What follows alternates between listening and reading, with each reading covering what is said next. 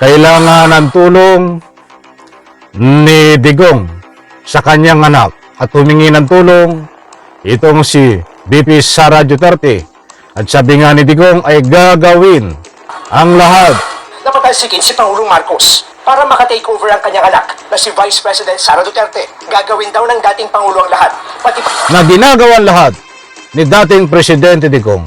Kasangkot itong si Inday Sara.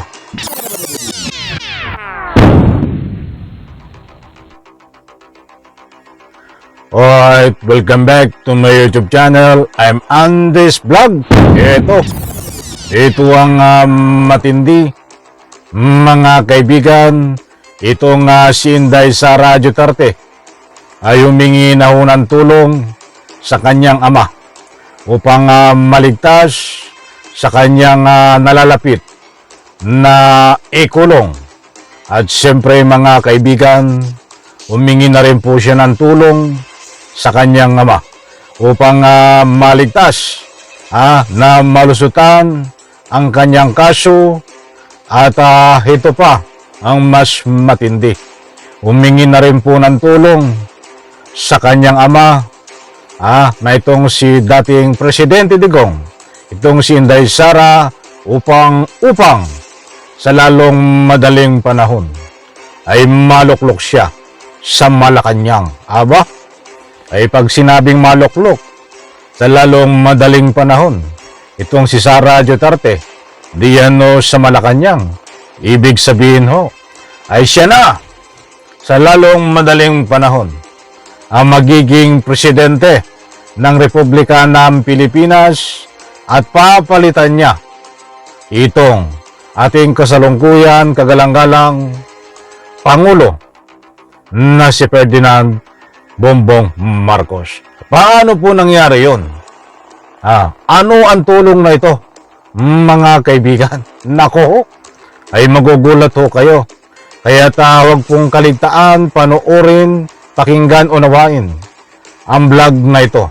Dahil matutuklasan po natin, mga mahal kong taga-subaybay, ang ating mga katanungan dito ho sa ibabahagi ko po sa inyo. Natulong na ibibigay ho ni dating Presidente Digong dito sa kanyang anak na si Inday Sara upang maluklok sa Malacanang as soon as possible, at siyempre para maligtas siya sa pagkakakulong at siyempre para malusutan ang anuman na kaso. Nako, ay sabik na po ako. Napakinggan ito at ibahagi ko po sa inyo. Halina po kayo mga mahal kung taga-subaybay, sabay-sabay po nating panoorin at pakinggan po natin ito. Nako, shout out po sa lahat.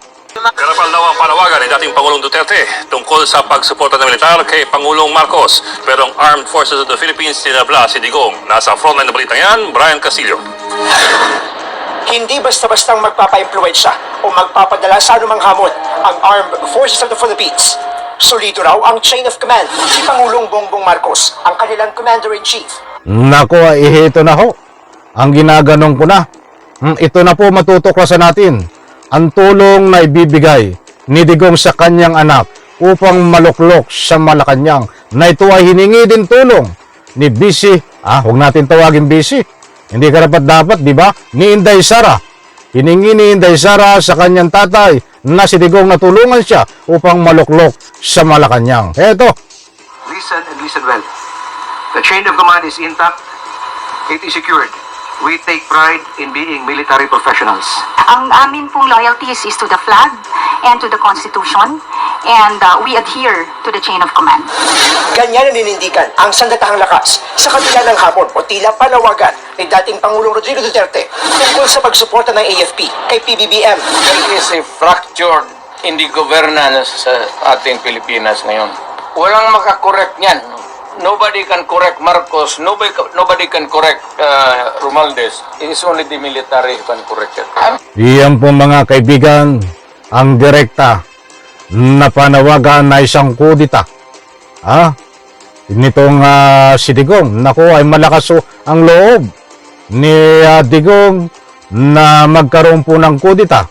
Nananawagan dito sa mga kasundaluhan, kapulisan, ay napahiya ho ito. Mukhang kaya-hiya.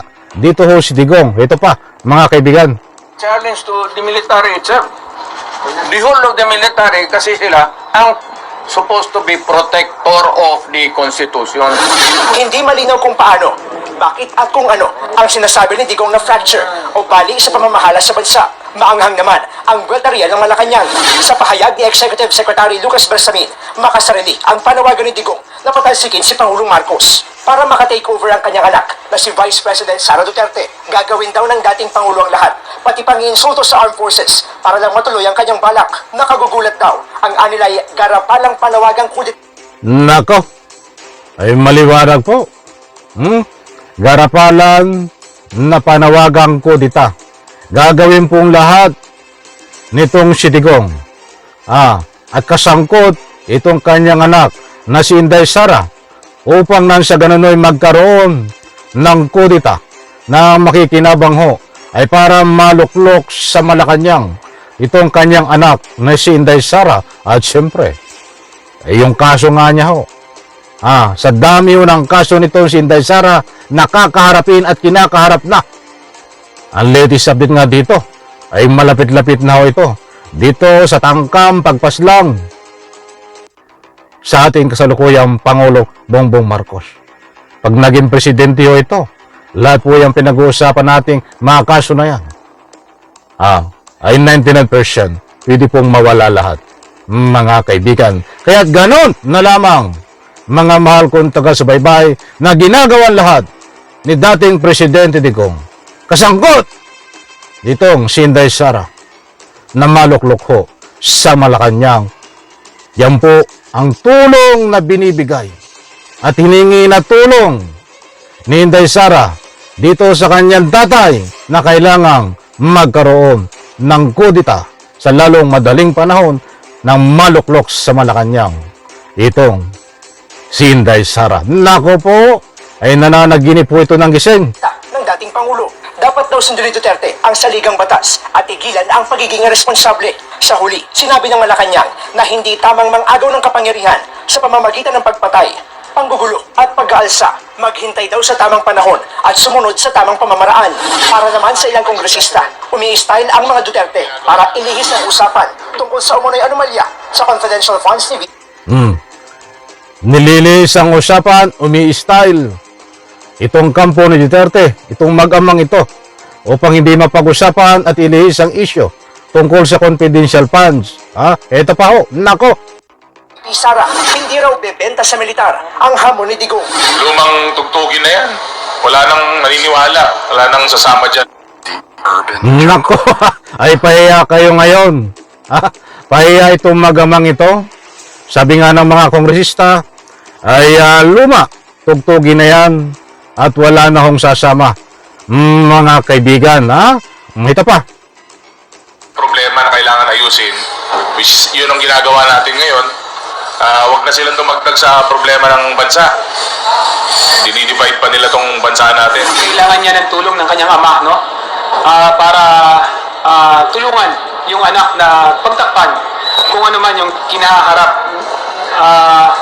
ng ating Vice President. Isa lang ang masasabi natin, no? I-explain lang niya kung paano ginamit ang confidential fund. Yun na yun. Nagpabalita mula sa front Maliwanag po ang pinunto ng mga congressman. Kailangan ng tulong ni Digong sa kanyang anak at humingi ng tulong itong si VP Sara Duterte. At sabi nga ni Digong ay gagawin ang lahat. Ano yung gagawin lahat? Para daw makapaglunsad ng kudita upang mapatalsik itong ating kasalukuyang Pangulong Bongbong Marcos sa pwesto para maluklok sa Malacanang itong kanyang anak at nang sa ganon ay maligtas sa pagkakakulong, maligtas sa mga kaso. Yan po ang matindi na tulong na ibibigay ng kanyang ama sa kanyang anak. Any reaction? Naniniwala po ba kayo na may kakayanan na magkudita itong si dating Presidente Digong at kayang pasundin ang mga kinaukulan? Ay pahiya ho dito si Digong? sinupla agad ho. Mga kaibigan, sabi nga, nitong mga kongresman na kagalang-galang na matatapang, ay lumang tugtugin na yan. Digong, kung nakikinig ka man at sa Radyo Duterte, lumang tugtugin na yan, kudita na yan. Walang makakapigil sa inyo na magkudita, kaya lang malaking problema nyo, magkudita kayong mag-isa.